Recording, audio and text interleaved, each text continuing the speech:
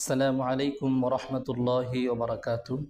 সম্মানিত দর্শক, আমি আপনাদের সামনে মৃত্যু সম্পর্কে কয়েকটি বিষয় আকীদার কিতাব থেকে আপনাদেরকে পড়ে শোনাব। প্রথম বিষয় হলো, যতক্ষণ দেহের মাঝে রূহ থাকে ততক্ষণ তাকে জীবিত বলা হয়। যখন দেহ থেকে রূহ আলাদা হয়ে যায় তখন তাকে বলা হয় মৃত, এবং সাথে সাথে সে এক জগৎ থেকে অন্য জগতে স্থানান্তর হয়, এটাকেই বলা হয় মৃত্যু। দ্বিতীয় বিষয় হলো, প্রত্যেক প্রাণীকে মৃত্যুবরণ করতে হবে। আল্লাহ তাআলা সূরা আলী ইমরানের 185 নম্বর আয়াতে আল্লাহ তাআলা বলেছেন, কুল্লু নাফসিন যায়িকাতুল মাউত, প্রত্যেক প্রাণীকে মৃত্যুর স্বাদ আস্বাদন করতে হবে। ওয়া ইন্নামা তুওয়াফাউনা উজুরাকুম ইয়াউমাল কিয়ামাহ, এবং তোমাদের সকলকে তোমাদের কৃতকর্মের পুরাপুরি প্রতিদান দেওয়া হবে। ফামান যুহজিহা আনিন নারি ওয়া উদখিলাল জান্নাতা ফাকাদ ফাজ, তারপর যাকে জাহান্নাম থেকে পরিত্রাণ দেওয়া হবে এবং জান্নাতে প্রবেশ করানো হবে, ফাকাদ ফাজ, আল্লাহ তাআলা বলেন সেই হলো সফল কাম। সুবহানাল্লাহ। তবে ওয়ামাল হায়াতুদ দুনিয়া ইল্লা মাতাউল গুরুর, তবে জেনে রাখো এই পার্থিব জীবন শুধু প্রতারণার উপকরণ ছাড়া আর কোনো কিছুই নয়। তবে মৃত্যু কামনা করা থেকে আমাদের নবী করিম সাল্লাল্লাহু আলাইহি ওয়াসাল্লাম নিষেধ করেছেন যে মৃত্যু কামনা করা যাবে না। বুখারী শরীফের 5673 নম্বর হাদিসের মধ্যে এসেছে, ওয়ালা ইয়াতামান্নায়ান্না আহাদাকুমুল মাউত, তোমাদের কেউ যেন মৃত্যু কামনা না করে। ইম্মা মুহসিনান ফালাআল্লাহু আইয়াজদাদা খায়রান, কেননা সে ভালো হলে বয়স অনুপাতে তার নেক আমল বৃদ্ধি পাবে। ওয়া ইম্মা মুসিআন ফালাআল্লাহু আইয়াস্তাআতিবা, সে যদি গুনাহগার হয়, পাপিষ্ঠ হয়, তাহলে সে তাওবা করার সুযোগ পাবে।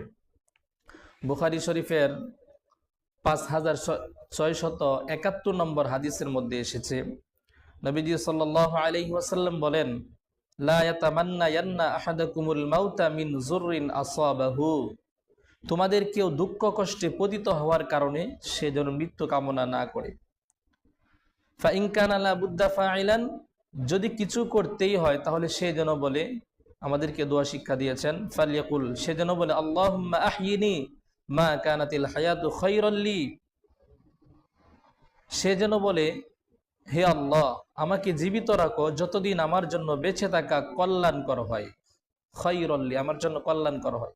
ওয়া তাওয়াফানি ইযা কানাতিল ওয়াফাতু খায়রাল লি, এবং আমাকে ওই সময় মৃত্যু দিয়ে দিও আমার জন্য যখন মরে যাওয়া কল্যাণকর হয়। তো মৃত্যু সম্পর্কে আরেকটি বিষয় আমরা জানতে পারলাম যে মৃত্যু কামনা করতে নবীজি সাল্লাল্লাহু আলাইহি ওয়াসাল্লাম নিষেধ করেছেন। মৃত্যুকে অধিক পরিমাণে স্মরণ করা এবং মৃত্যু পরবর্তী জীবনের জন্য উত্তম রূপে প্রস্তুতি নেওয়া, এটাই হলো বুদ্ধিমানের কাজ। এবং মৃত্যুর পূর্বে আল্লাহ তাআলার প্রতি সুধারণা রাখা। তার মানে এই নয় যে আমরা আল্লাহ তাআলার প্রতি সুধারণা রাখলাম কিন্তু ইবাদত বন্দেগী করলাম।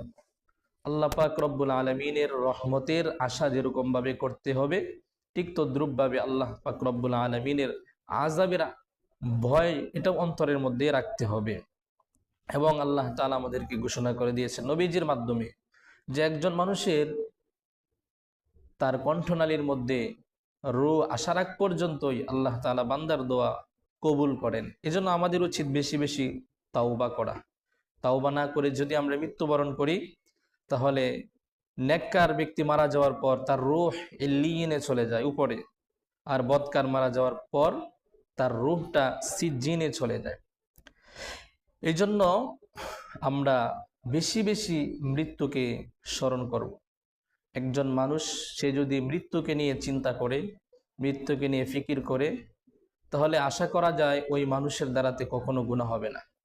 এবং প্রত্যেকটা প্রাণীকে মৃত্যুবরণ করতে হবে, এটা অবশ্যই বিশ্বাস করতে হবে। যদি কেউ সন্দেহ করে সাথে সাথে সে বেঈমান হয়ে যাবে। আল্লাহ তাআলা আমাদেরকে মৃত্যুর স্মরণের মাধ্যমে আখিরাতের প্রস্তুতি গ্রহণ করার তৌফিক দান করুন। ওয়া আখিরু দাওয়ানা আনিল হামদুলিল্লাহি রাব্বিল আলামিন।